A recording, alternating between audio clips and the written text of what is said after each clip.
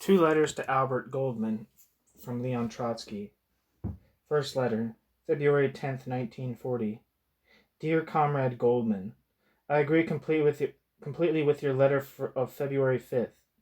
If published, Abern's remark about the split, it was with the purpose of provoking a clear and unambiguous statement from Comrade Abern and other leaders of the opposition, not about the alleged hidden intentions of the majority leaders in this respect, but about their own.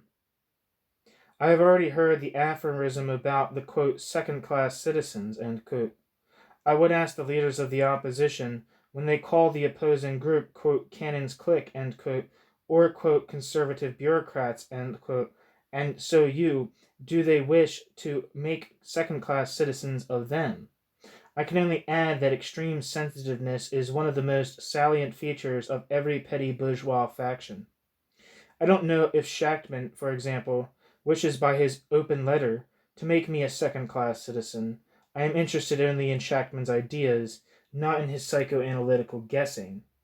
I am a bit under the impression that, unnerved by a series of mistakes, the leaders of the opposition push each other into a hysterical mood, and then, in order to justify their factional hysteria in their own eyes, they attribute to their adversaries the darkest and most incredible designs.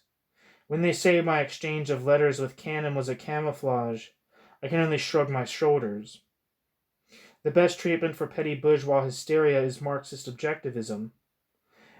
We will continue to discuss dialectics, Marxian sociology, the class nature of the Soviet state, the character of the war, not with the absurd and criminal purpose of provoking a split, but with the more reasonable purpose of convincing an important part of the party and of helping it pass over from a petty bourgeois position to a proletarian position. With warmest greetings, Leon Trotsky, February 19th, 1940. Dear Comrade Goldman,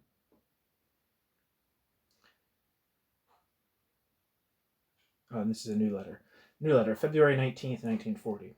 Dear Comrade Goldman, a convention of the minority is only a caucus on a national scale. This is why it does not signify in itself a principal change of the situation. It is only a new step on the same road, a bad step on the road of split, but not necessarily the split itself. Possibly, even surely, there are 2 or 3 tendencies inside the opposition in respect to the split question, and aim of the convention is to unify them. The aim of the convention is to unify them. On what basis? Probably some leaders don't see in their desperation any other way than a split. Under these conditions, a vigorous intervention in favor of unity by the majority could possibly make more difficult the task of the conscious splitters. Could not your caucus, or possibly even better, the official majority of the National Committee, or the PC, it's the party committee, addresses the Cleveland Convention with a message concerning one question only, namely the unity of the party. In such a letter, I wouldn't introduce the question of the character of the Soviet Union or of the mixed war. Otherwise, it could be understood that their position on these questions must be abandoned as a precondition for remaining in the party. Not at all. You accept them as they are. If they have a real devotion to the party and the Fourth International, and are ready to accept discipline and action. With best greetings, Leon Trotsky.